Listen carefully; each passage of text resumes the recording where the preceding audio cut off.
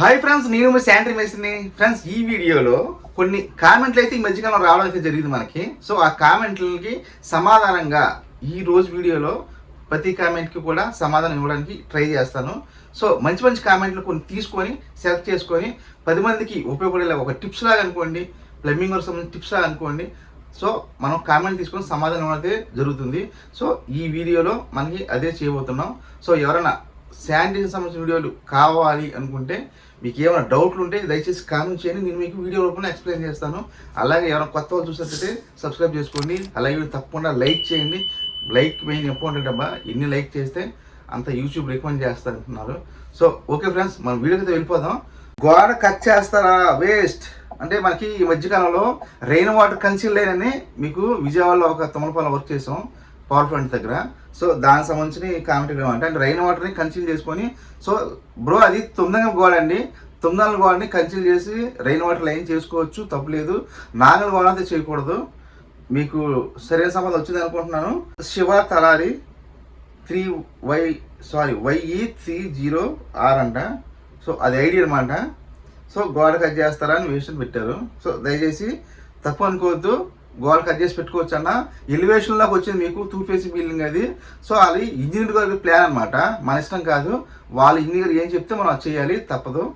Next comment వచ్చి ఇదే దీనికి సంబంధించి ఇంచుమించు క్రాంతి కుర్రాడు అని కామెంట్ చేయడం జరిగింది. ఏంటంటే అలా చేస్తే వాల్ స్ట్రెంత్ అంటే, ఇప్పుడు సేమ్ ఇదే వీడియోకి వాల్ స్ట్రెంత్ పోతుంది కదా, thick other way of technique, వేరే మార్గం ఆలోచించవచ్చు కదా, మీకు కన్సిడర్ చేయకుండా అంటున్నారు.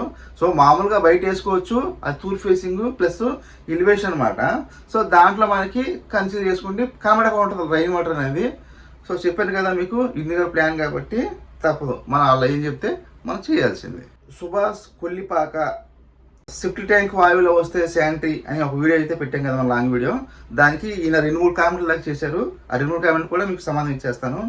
నమస్తే అన్న, మాది పల్నాడు జిల్లా పెదకూరపాడు. మా సైడ్ చాలామంది ప్లంబర్స్ ఈశాన్య మూల వాష్ ఏరియాలో ఉంటుంది కదా, అక్కడ చాంబర్స్ మీద క్లోజ్ అంటే మూత వేయకుండా ఒక బీడ్ జాలి పెడుతున్నారు. సిఫ్ట్ ట్యాంకు అవుట్లెట్ పైప్ లేనప్పుడు అలా పెట్టవచ్చా? ఓకే, మంచి క్వశ్చన్ అండి. చాలామందికి డౌట్ ఉంటుంది. ఈ వీడియోలో మీకు ఆ డౌట్ క్లియర్ చేసినట్టు కూడా అవుతుంది అనమాట. సో అందుకే చెప్తున్నాను, చాలామందికి మీకు ఏమైనా డౌట్ ఉంటే కామెంట్ చేయండి అబ్బా, నేను రిప్లై ఇస్తాను. అందరికీ ఉపయోగపడుతుంది మీతో పాటు. సో చాలామంది ఏంటంటే, అన్ని చోట్ల మీకు కొన్ని పల్లెటూరులో సిఫ్ట్ ట్యాంక్ యొక్క అవుట్లో అనేది కలపరు అనమాట లైన్లోకి విడిగా. మనకి ఒకవేళ కాలువ దగ్గర ఉందనుకోండి, పక్కనే సిఫ్ట్ ట్యాంక్ పక్కనే కాలువ ఫ్లో ఉంటే కనుక ఆ కాలువకి వేరుగా సపరేట్ ఇచ్చుకోండి. సో మిగతా వాటిలోకి మనం ఈ పీ డ్రాప్లు ఈశాన్య మూల మామూలుగా ఉంటే అన్నింటిలో గ్రౌండ్ వర్క్లు పీ డ్రాప్ పడతాం కదా. సో ఈ అవుట్ఫ్లో మనం కలిపినప్పుడు మామూలుగా మీరు చేసుకోవచ్చు.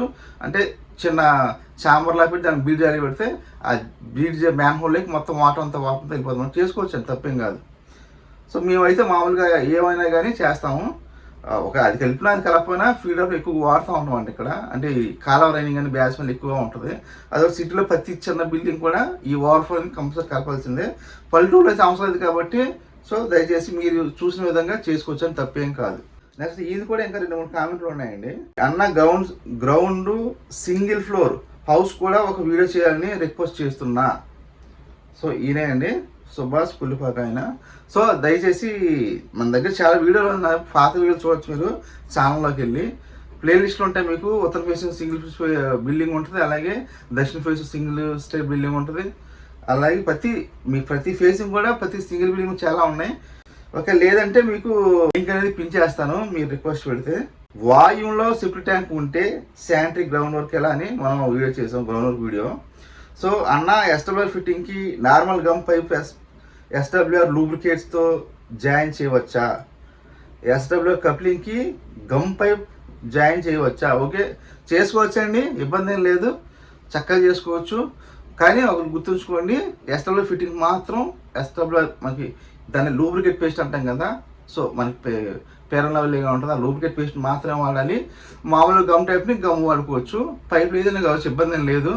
సో ఒకవేళ మీరు ఎస్డబ్ల్యూఆర్ పైపులకి మామూలుగా ఎస్డబ్ల్యూ పైప్ అయితే పర్వాలేదు, అదే కంపెనీ అయితే. సో వేరే కంపెనీ వాడినప్పుడు పని చేసిన తర్వాత దయచేసి వాటర్ పోసి చెక్ చేసుకోండి, జాయింట్లు ఏమైనా లీక్ అవుతున్నాయా లేదా అని చెక్ చేసుకోకపోతే ఏమవుతుందంటే అది లీక్ అవుతూ ఉంటే మనకు తెలియదు. ఎప్పుడైనా గుర్తుంచుకో, చిన్న పని చేసినా పెద్ద పని చేసినా వీడియోలు చెప్తూ ఉంటాను. చెక్కింగ్ అనేది చాలా వెరీ వెరీ ఇంపార్టెంట్ అబ్బా. మనం ఎంత 2 గంటల పని చేసినా కానీ చిన్న చుక్కలు లీక్ అయినా అది లీక్ అవుతుంది, పని సరిగ్గా చేయలేదని అర్థం అనమాట. ఆ లీక్ అవుతుంటే మనం అంత కష్టపడినా కానీ ఆ చిన్న పాయింట్ని మనం నెగ్లెక్ట్ చేయడం వల్ల అంటే చెక్ చేయకుండా ఉండడం వల్ల మన పని కూడా బ్యాడ్ అనమాట. దయచేసి గుర్తుంచుకోండి. పనిలో చిన్న పని చేసినా ఇలా ఫిట్టింగ్ మార్చినప్పుడు కూడా చెక్ చేసుకోండి. కంపెనీ ఫిట్టింగ్లు వాళ్ళ కానీ చెక్ చేసుకోండి బెస్ట్. ఏదైనా మన కర్మకారి వాచ్లు ఏమైనా కొన్ని కట్ అయిపోతే బలవంతంగా ఇచ్చినప్పుడు లీక్ అయిందని మనం మార్చుకోవచ్చు అనమాట. అప్పుడు అవకాశం ఉంటుంది. అంతా ట్రై చేసిన తర్వాత గ్రూప్ వచ్చిన తర్వాత లీక్ అవుతుందంటే ఏం చేయలేం కదా. మనం ఆంటర్ ముఖం మనం చూసుకోవడం తప్ప ఏమీ చేసేది ఏమి ఉండదు. దయచేసి ముందే మనం చెక్ చేసుకోవాలి. ప్రశాంత్ దండి 489 ఐడియా అన్నమాట. సో అన్న ఇలా డ్రాయింగ్ గీసి కొత్త వారికి క్లియర్గా అర్థం అవుతుంది. ఓకే, అంటే నేను ఈ మధ్యకాలంలో కొన్ని వీడియోలు ఫేసింగ్ కానీ ఏదైనా వర్క్ కానీ డ్రాయింగ్ చేస్తాను కదా, సో చాలా బాగా అర్థం అవుతుందని అంటున్నారు. Okay, thank you bro. Vishnu Puppala 2771, మా ఏరియాలో ప్రిన్స్ ఆశీర్వాద్ ఎక్కువగా వాడటం, మాది రాజమండ్రి. గ్రాఫిక్స్లో కాకుండా నువ్వు బయట చేసి చూపించన్న వీడియో. సో తప్పకుండా అండి నేను వర్క్ చేసి మీకు అక్కడ చూపిస్తూ ఉంటాను. ఎందుకంటే అన్నీ నేను పని మానేసి వీడియో తీసి చేసే అంత ఇంజనీర్ని కాదు, అంత పెద్ద మేస్త్రిని కాదండి. నేను కూడా పక్క పని చేస్తాను. అప్పుడప్పుడు చిన్న చిన్న క్లిప్పులు వేసి మీకు వీడియో అయితే ఎడిటింగ్ చేస్తాను.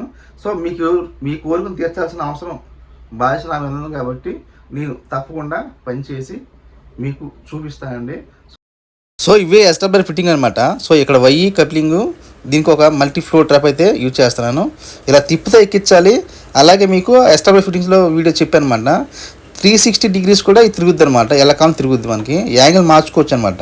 అదే మనకి గమ్ ఫిట్టింగ్లో ఇది కుదరదు. నెక్స్ట్ వచ్చి ఫ్యామిలీ యూ ఫెయిత్ బండా బ్యాండ్స్.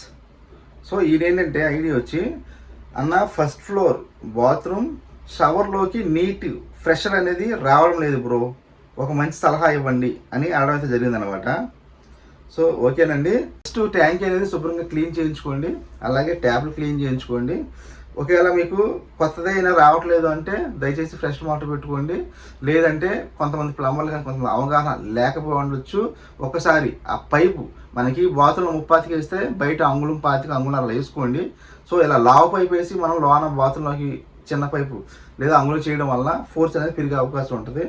పైనుంచే కొంతమంది 30 రన్నింగ్ చేస్తూ ఉంటారు. సో దానివల్ల ఫోర్స్ రాదండి, దయచేసి గుర్తుంచుకోండి. లేదా ట్యాంక్ అనేది కొంచెం పైకి అనేది పెట్టించుకోవాల్సి వస్తుంది. లేదా ట్యాంక్ యొక్క డెలివరీ పైప్ అనేది సైజు పెంచుకోండి. 30 ఉంటే దాన్ని అంగుళం 10 చేసుకోండి. ఫోర్స్ మీకు కంపల్సరీ పెరుగుతుంది. ఓకే ఫ్రెండ్స్, నేను సరైన సంబంధం ఇచ్చాను అనుకుంటున్నాను. ఈ కామెంట్కి ఫ్లష్ ట్యాంక్ వచ్చి రిపేర్ చేసాం మనం. ఆ రిపేర్కి ఒక వీడియోకి కామెంట్ పెట్టాను అనమాట ఈవెన్ రీసెంట్గా. So you have not told how to solve on the issues recording the same subject bro అని పెట్టారనమాట. Okay, thank you bro. విషయం ఏంటంటే మీరు చెప్తున్నారు కానీ ఈ వీడియోలో మీరు చేసి చూపించలేదు కదా అంటున్నారు. సారీ బ్రో, కరెక్టే, నేను ఎందాకే చెప్పాను మీకు. నేను పని చేస్తా వీడియో తీసేంత సీన్ నాకు లేదు.